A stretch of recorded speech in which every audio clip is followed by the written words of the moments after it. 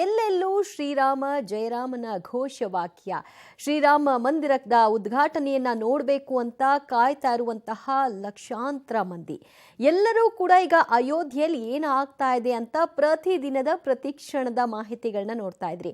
ಅದರ ಮಾಹಿತಿಗಳನ್ನ ಕೊಡುವಂತಹ ಕೆಲಸವನ್ನ ನಮ್ಮ ಪಬ್ಲಿಕ್ ಟಿವಿ ನಿಮ್ಮ ಮೂಲಕವಾಗಿ ಅಯೋಧ್ಯೆಗೆ ನಮ್ಮ ಆಂಕರ್ಸ್ನ ರಿಪೋರ್ಟರ್ಸ್ನ ಕಳಿಸ್ಕೊಟ್ಟಿದೆ. ಅಲ್ಲಿ ಆಗುವಂತಹ ಎಲ್ಲ ಧಾರ್ಮಿಕ ಕಾರ್ಯಕ್ರಮಗಳು, ಇವತ್ತಿನಿಂದ ವಿಶೇಷ ಕಾರ್ಯಕ್ರಮಗಳೆಲ್ಲವೂ ಕೂಡ ಪೂಜಾ ವಿಧಿವಿಧಾನಗಳು ಆರಂಭಗೊಂಡಿದೆ. ಅಲ್ಲಿ ಏನೇನಾಗುತ್ತೆ ಅನ್ನುವಂತಹ ಸರ್ವ ಮಾಹಿತಿಯನ್ನು ಕೂಡ ಕೊಡ್ತಾರೆ. ಅಯೋಧ್ಯೆಯಲ್ಲಿ ರಾಮ ಮಂದಿರ ಲೋಕಾರ್ಪಣೆಗೆ ದಿನಗಣನೆ ಎದುರಾಗಿದೆ. ಎಲ್ಲೆಲ್ಲೂ ಶ್ರೀರಾಮ ಜಯರಾಮನ ಘೋಷವಾಕ್ಯ ಮೊಳಗ್ತಾ ಇದೆ. ಇವತ್ತಿನಿಂದಲೇ ಪೂಜಾ ಕಾರ್ಯಗಳು ಕೂಡ ಆರಂಭವನ್ನ ಪಡೆದುಕೊಂಡಿದೆ. ರಾಮನೂರು ಅಯೋಧ್ಯೆಯಲ್ಲಿ ನಿಮ್ಮ ಪಬ್ಲಿಕ್ ಟಿವಿಯ ಸಿಬ್ಬಂದಿಗಳು ಕೂಡ ಇದ್ದು ದೇವಭೂಮಿಯಿಂದ ಆಗ್ತಾ ಇರುವ ಎಲ್ಲಾ ಬೆಳವಣಿಗೆಗಳನ್ನು ಕೂಡ ನಿಮಗೆ ಗ್ರೌಂಡ್ ರಿಪೋರ್ಟ್ ಅನ್ನ ಕೊಡಲಿದ್ದಾರೆ. ಜನವರಿ 22ರವರೆಗೂ ಕೂಡ ಪಬ್ಲಿಕ್ ಟಿವಿ ಮೆಗಾ ಕವರೇಜ್ ಅನ್ನ ಮಾಡಲಿದೆ. ಆ ಮೂಲಕವಾಗಿ ಅಯೋಧ್ಯೆ ರಾಮ ಮಂದಿರದ ಪಟ್ಟಾಭಿಷೇಕದ ಕಾರ್ಯಕ್ರಮ ಹೇಗಾಗುತ್ತೆ ಅನ್ನುವಂತಹ ಸರ್ವ ಮಾಹಿತಿಯೂ ಕೂಡ ನಿಮಗೆ ಇಂಚಿಂಚಾಗಿ ತಲುಪುತ್ತೆ. ಯಾವ ರೀತಿಯಾಗಿ ದೇವಸ್ಥಾನ ಸಿದ್ಧಗೊಂಡಿದೆ, ಯಾವ ರೀತಿಯಾಗಿ ರೈಲ್ವೆ ಸ್ಟೇಷನ್ನು, ಬಸ್ ನಿಲ್ದಾಣ ಮತ್ತು ಎಲ್ಲೆಲ್ಲಿಂದ ಉಡುಗೊರೆಗಳು ಬರ್ತಾ ಇವೆ, ಎಲ್ಲ ಮಾಹಿತಿಗಳು ಕೂಡ ನಿಮಗೆ ಕೊಡ್ತಾ ಇದ್ದೀವಿ. ಎಲ್ಲೆಲ್ಲೂ ಶ್ರೀರಾಮನ ಜಯಘೋಷ. ಇವತ್ತಿನಿಂದಲೇ ಪೂಜೆ ಕಾರ್ಯವೂ ಕೂಡ ಆರಂಭಗೊಂಡಿದೆ. ವಿಷ್ಣು ಪೂಜೆ, ಗೋಪೂಜೆ, ಹಾಗೆ ದಶವಿಧಿ ಸ್ನಾನ, ಇದು ಇವತ್ತು ಆರಂಭಗೊಂಡಿರತಕ್ಕಂತಹ ಧಾರ್ಮಿಕ ಕಾರ್ಯಕ್ರಮ. ಇನ್ನು 6 ದಿನಗಳ ಕಾಲ ಸತತ ಇದೇ ರೀತಿಯಾದಂತಹ ಅಂದರೆ ಜನವರಿ 22ನೇ ತಾರೀಕಿನ ಪ್ರಾಣ ಪ್ರತಿಷ್ಠಾಪನೆಯ ಕಾರ್ಯಕ್ರಮದವರೆಗೂ ಕೂಡ ವಿಧಿವಿಧಾನಗಳೆಲ್ಲವೂ ಕೂಡ ನಡೆಯುತ್ತೆ. ಬಹಳಷ್ಟು ಮಂದಿ ಬಂದು ಅಲ್ಲಿ ಹೋಮ ಹವನವನ್ನು ಕೂಡ ನಡೆಸ್ತಾ ಇದ್ದಾರೆ. ಶ್ರೀರಾಮನ ಒಂದು ಪಟ್ಟಾಭಿಷೇಕ ಕಾರ್ಯಕ್ರಮ ಏನಿದೆ ಅದು ಸುಸೂತ್ರವಾಗಿ ನೆರವೇರಲಿ, ಯಾವುದೇ ರೀತಿಯಾದಂತಹ ವಿಘ್ನಗಳು ಕೂಡ ಎದುರಾಗಬಾರದು ಅನ್ನುವಂತಹ ನಿಟ್ಟಿನಲ್ಲಿ ಅಲ್ಲಿ ಪೂಜಾ ಕೈಂಕರ್ಯಗಳೆಲ್ಲವೂ ಕೂಡ ಆರಂಭಗೊಂಡಿದೆ. ಬಹಳಷ್ಟು ಮಂದಿ ಅಲ್ಲಿ ರಾಮನ ವಿಷಯವಾಗಿ ಒಂದಷ್ಟು ಮಾಹಿತಿ ಪಸರಿಸುವಂತಹ ಕೆಲಸವನ್ನು ಕೂಡ ಮಾಡ್ತಾ ಇದ್ದಾರೆ. ಇನ್ನೊಂದಷ್ಟು ಗಮನ ಸೆಳೆಯುವಂತಹ ವಿಚಾರಗಳು ಕೂಡ ಅಲ್ಲಿ ಹೈಲೈಟ್ ಆಗ್ತಾ ಇದೆ. ನಾವಾಗಲೇ ಬೆಳಗ್ಗೆಯಿಂದಲೂ ಕೂಡ ನಿಮಗೆ ತೋರಿಸ್ತಾ ಇದ್ದೀವಿ 108 ಅಡಿ ಉದ್ದದ ಅಗರಬತ್ತಿ. ನಾವೆಲ್ಲ ಅಗರಬತ್ತಿ ಎಷ್ಟು ಒಂದು ಬೇರೆ ಬೇರೆ ರೀತಿಯಾದಂತಹ ಗಮಲಿರುವಂತಹ ಅಗರಬತ್ತಿಗಳನ್ನ ನೋಡಿರ್ತೀವಿ. ಅದೇ ದೀಪಾವಳಿ ಸಂದರ್ಭದಲ್ಲಿ ಪಟಾಕಿ ಹೊಡೆಯುವಂತಹ ಸಂದರ್ಭದಲ್ಲಿ ಒಂದು ಉದ್ದದ ಅಗರಬತ್ತಿಯನ್ನ ನೋಡಿರ್ತೀವಿ. 108 ಅಡಿ ಎತ್ತರದ ಒಂದು ಅಗರಬತ್ತಿ ನೋಡ್ಲಿಕ್ಕೆ ಸಾಧ್ಯ ಇಲ್ಲ. ಅದು ಅಯೋಧ್ಯೆಯ ರಾಮಭೂಮಿ ನಾವು ನೋಡ್ಲಿಕ್ಕೆ ಸಾಧ್ಯ ಆಗತ್ತೆ. ಸೊ ಅದು ಒಂದು ವಿಶೇಷ. ಹಾಗಾದ್ರೆ ಅದನ್ನು ಎಲ್ಲಿರಿಸ್ತಾರೆ, ಅದೆಲ್ಲದರ ಬಗ್ಗೆ ನಿಮಗೆ ಮಾಹಿತಿಯನ್ನ ಕೊಡ್ತಾ ಹೋಗ್ತೀವಿ. ಜೊತೆಗೆ ಇವತ್ತಿನಿಂದ ಆರಂಭಗೊಂಡಿರುವಂತಹ ಧಾರ್ಮಿಕ ಕಾರ್ಯಕ್ರಮಗಳು ಹೇಗೆ ಸಾಗ್ತಾ ಇದೆ, ಇದರ ನೇತೃತ್ವವನ್ನ ಯಾರು ವಹಿಸಿಕೊಂಡಿದ್ದಾರೆ, ಮುಂದಿನ ದಿನಗಳಲ್ಲಿ ಯಾವೆಲ್ಲ ಕಾರ್ಯಕ್ರಮಗಳು ನಡೆಯುತ್ತೆ, ಈ ಪ್ರತಿದಿನದ ಕಾರ್ಯಕ್ರಮಗಳೇನಿದೆ ಇದರ ಮಹತ್ವವೇನು, ಇದಕ್ಕೆ ಯಾವ ರೀತಿಯಾದಂತಹ ಒಂದು ಆದ್ಯತೆಯನ್ನ ಕೊಡಲಾಗ್ತಾ ಇದೆ, ಸಂಪೂರ್ಣ ಮಾಹಿತಿಯನ್ನ ಕೊಡ್ತೀವಿ. ಈಗ ವಿಜುವಲ್ ಅಲ್ಲಿ ನೀವು ನೋಡ್ತಾ ಇದ್ರಿ ಹೋಮ ಹವನ ಕಾರ್ಯಕ್ರಮವನ್ನ ನಡೆಸಲಾಗ್ತಾ ಇದೆ. ಬಹಳಷ್ಟು ದಂಪತಿಗಳು ಅಲ್ಲಿ ಬಂದು ತಮ್ಮ ಒಂದು ಸೇವೆಯನ್ನ ರಾಮನಿಗೆ ಈ ಮೂಲಕವಾಗಿ ಮಾಡ್ತಾ ಇದ್ದಾರೆ. ರಾಮ ಮಂದಿರದ ಪ್ರಾಣ ಪ್ರತಿಷ್ಠಾಪನೆ ಏನಿದೆ ಅದು ಸುಸೂತ್ರವಾಗಿ ನೆರವೇರಲಿ ಅಂತ. ರೈಟ್, ನಾನು ನಿಮ್ಗೆ ಹೇಳ್ತಾ ಇದ್ದೆ ಪಬ್ಲಿಕ್ ಟಿವಿ ಗ್ರೌಂಡ್ ರಿಪೋರ್ಟ್ ಅನ್ನ ಜನವರಿ 22ನೇ ತಾರೀಕಿನವರೆಗೂ ಕೂಡ ನಿಮಗೆ ನಿರಂತರವಾಗಿ ಪ್ರಸಾರವನ್ನ ಮಾಡ್ತಾ ವರದಿಯನ್ನ ಕೊಡ್ತಾ ಹೋಗುತ್ತೆ ಅಂತ. ನಮ್ಮ ಇಬ್ಬರು ಸೀನಿಯರ್ ಆಂಕರ್ಸ್ ಕೂಡ ಅಯೋಧ್ಯೆಯ ರಾಮಭೂಮಿಯಲ್ಲಿದ್ದಾರೆ, ಅರುಣ್ ಮತ್ತು ಅರವಿಂದ. ಇಬ್ಬರು ಕೂಡ ಕಾರ್ಯಕ್ರಮಕ್ಕೆ ಸ್ವಾಗತ. ಇಬ್ಬರನ್ನು ಕೂಡ ನಾನು ಮಾತನಾಡಿಸ್ತೀನಿ. ಮೊದಲೇದಾಗಿ ಅರವಿಂದ, ನೀವಿವತ್ತು ಭರತ ಹನುಮಾನ್ ದೇವಾಲಯಕ್ಕೆ ಹೋಗಿದ್ರಿ, ಅಲ್ಲಿ ಹೇಗಿತ್ತು, ಅದರ ಒಂದು ಚರಿತ್ರೆಯನ್ನು ನಮಗೆ ವಿವರಿಸಬಹುದಾ?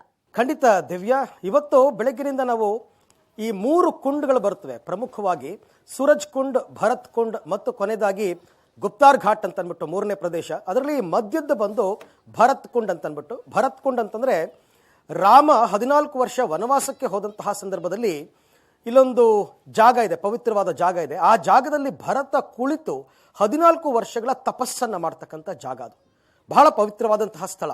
ಯಾವಾಗ ತನ್ನ ಅಣ್ಣ ಅಯೋಧ್ಯೆಯಲ್ಲಿ ಇಲ್ಲ ಅಂತ ಅನಿಸ್ತಾನೋ ಆಗ ಭರತ ನಾನು ಅಯೋಧ್ಯೆಗೆ ಹೋಗಲ್ಲ, ಪಾದುಕೆಯನ್ನು ತಗೊಂಡೋಗಿ ಅಲ್ಲಿ ಇಟ್ಬಿಟ್ಟು ವಾಪಸ್ ಈ ಜಾಗಕ್ಕೆ ಬಂದು ನನ್ನ ಅಣ್ಣನಿಗೋಸ್ಕರ ನಾನು ಕಾಯ್ತೀನಿ 14 ವರ್ಷ ಅಂತ ತಪಸ್ಸು ಮಾಡಿದಂತಹ ಒಂದು ಸ್ಥಳ. ಜೊತೆಗೆ ಹನುಮಂತ ಬ್ರಾಹ್ಮಣ ವೇಷಧಾರಿಯಾಗಿ ಬಂದು ಭಾರತನನ್ನ ಸಂಧಿಸಿ ರಾಮ ವಾಪಸ್ ಬರ್ತಾ ಇದ್ದಾನೆ ಅಯೋಧ್ಯೆಗೆ ಅಂತ ತಿಳಿಸಿದಂತಹ ಸಂದರ್ಭದ ಒಂದು ವಿಚಾರ ಅದು. ಅದರ ಬಗ್ಗೆ ಒಂದು ವಾಕ್ಥ್ರೂ ಮಾಡಿದ್ದೀನಿ, ಅದರಲ್ಲಿ ಸಾಕಷ್ಟು ವಿವರಗಳನ್ನ ಕೊಟ್ಟಿದ್ದೀನಿ ನೋಡಿ. ಅಯೋಧ್ಯೆಯ ಭರತಕುಂಡದಲ್ಲಿ ಈಗ ನಾವಿರ್ತಕ್ಕಂಥದ್ದು ಹನುಮಾನ್ ಭರತನ ದೇವಸ್ಥಾನದ ಮುಂಭಾಗ. ಅತ್ಯಂತ ವಿಶೇಷವಾದ ಮತ್ತು ತುಂಬ ಅಪರೂಪದ ಐತಿಹ್ಯವನ್ನು ಉಳ್ಳಂತಹ ಒಂದು ದೇವಸ್ಥಾನಕ್ಕೆ ನಾವೀಗ ಬಂದಿದ್ದೀವಿ. ಏನಿದರ ವಿಶೇಷತೆ? ಎಲ್ಲ ಕಡೆ ದೇವಸ್ಥಾನಗಳನ್ನ ನಾವು ನೋಡ್ತಾನೆ ಇರ್ತೀವಿ ಅಂತ ನಿಮಗೆಲ್ಲ ಅನಿಸಿರಬಹುದು. ಆದರೆ ಇದು ಹಾಗಲ್ಲ. ಪ್ರಭು ಶ್ರೀರಾಮ 14 ವರ್ಷ ವನವಾಸಕ್ಕೆ ಹೋದಂತಹ ಸಂದರ್ಭದಲ್ಲಿ ಪಾದುಕೆಗಳನ್ನು ತಂದಂತಹ ಭರತ ಅದನ್ನು ಅಯೋಧ್ಯೆಯ ಅರಮನೆಯಲ್ಲಿ ಇರಿಸಿ ಆತ ನೇರವಾಗಿ ಇಲ್ಲಿಗೆ ಬರ್ತಾರೆ, ಈ ಜಾಗಕ್ಕೆ ಬರ್ತಾರೆ. ಪ್ರಭು ಶ್ರೀರಾಮನಿಲ್ಲದ ಅರಮನೆಯಲ್ಲಿ ನಾನಿರಲ್ಲ, ನಾನು ಸಿಂಹಾಸನದ ಮೇಲೆ ಕೂರಲ್ಲ ಅಂತ ಹೇಳಿ ಆತ ಇದೇ ಸ್ಥಳಕ್ಕೆ ಬಂದು ತಪಸ್ಸಿಗೆ ಕುತ್ಕೋತಾರೆ. ತಪಸ್ಸಿಗೆ ಕುಳಿತಂತಹ ಜಾಗವನ್ನ ನಾನು ನಿಮಗೆ ತೋರಿಸ್ತೀನಿ. ಎಂಥ ಅದ್ಭುತವಾದಂತಹ ಜಾಗ. ಭರತ 14 ವರ್ಷಗಳ ಕಾಲ ಭರತ ತಪಸ್ಸಿಗೆ ಕುಳಿತಂತಹ ಜಾಗ ಇದು.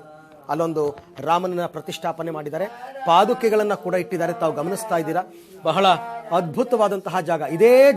ಇದೇ ಜಾಗದಲ್ಲಿ ಭರತ 14 ವರ್ಷಗಳ ಕಾಲ ತನ್ನ ಅಣ್ಣನಿಗೋಸ್ಕರ ತಪಸ್ಸನ್ನ ಮಾಡಿದಂತಹ ಜಾಗ.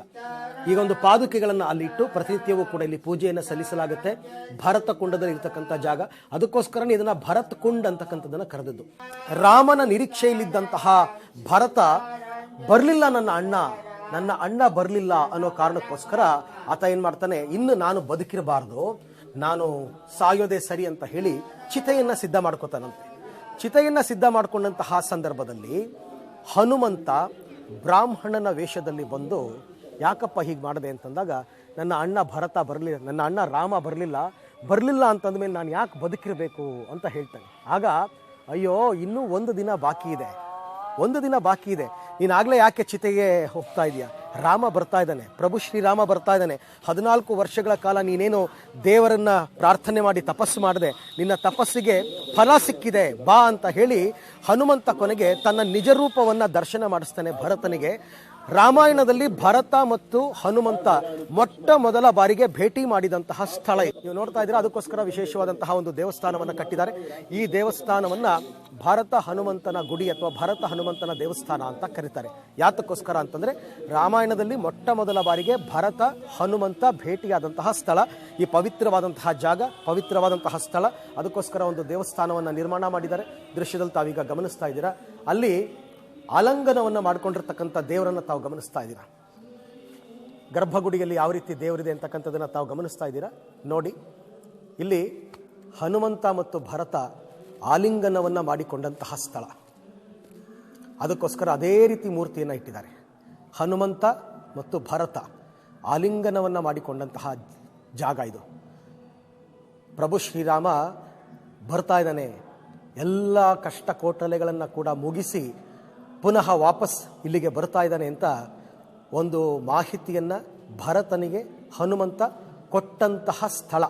ಹಾಗಾಗಿ ಅವರ ಮೂರ್ತಿಯನ್ನು ಪ್ರತಿಷ್ಠಾಪನೆ ಮಾಡಿ ಆ ದೇವಸ್ಥಾನದಲ್ಲಿ ಪ್ರತಿನಿತ್ಯಲ್ಲಿ ಪೂಜಾ ಕೈಂಕರ್ಯಗಳನ್ನು ಕೈಗೊಳ್ತಾರೆ. ನಾನು ಯಾವಾಗಲೂ ಹೇಳ್ತಾ ಇರ್ತೀನಿ, ಅಯೋಧ್ಯೆಗೆ ಬಂದರೆ ಒಂದೊಂದು ಜಾಗ ಕೂಡ ಆ ಐತಿಹ್ಯವನ್ನು, ಆ ಕಥೆಯನ್ನು, ರಾಮಾಯಣದಲ್ಲಿ ನಾವು ಏನು ಓದ್ತಾ ಇರ್ತೀವಿ, ಆ ಐತಿಹ್ಯವನ್ನು ತಿಳಿಸುವಂತಹ ಸ್ಥಳಗಳಿಗೆ ನಾವು ಪ್ರತಿನಿತ್ಯ ಭೇಟಿ ಕೊಡ್ತಾ ಇದ್ದೀವಿ. ಅಲ್ಲಿನ ಮಹತ್ವವನ್ನು ನಿಮಗೆ ತಿಳಿಸ್ತಾ ಇದ್ದೀವಿ. ಕ್ಯಾಮ್ರಾ ಪರ್ಸನ್ ಶ್ರೀಕಾಂತ್ ಜೊತೆ ಅಯೋಧ್ಯೆಯಿಂದ ಅರವಿಂದ್ ಸೇತುರಾವ್, ಪಬ್ಲಿಕ್ ಟಿವಿ. ಅರವಿಂದ, ನೀವು ಭರತನ ಒಂದು ಆವಾಸ ಸ್ಥಾನ ಅನ್ನೋ ತೋರಿಸ್ತಾ ಇದ್ರಿ. ಅಂದರೆ ನಾವು ಈ ರಾಮಾಯಣವನ್ನು ಕೇಳ್ತಾ ಇದ್ದಂತಹ ಸಂದರ್ಭದಲ್ಲಿ ನಮ್ಮ ಭಾವನೆಗೆ ಒಂದು ಕಲ್ಪನೆ ಬರ್ತಾ ಹೋಗುತ್ತೆ ಪಾತ್ರಗಳ ವಿಷಯವಾಗಿ.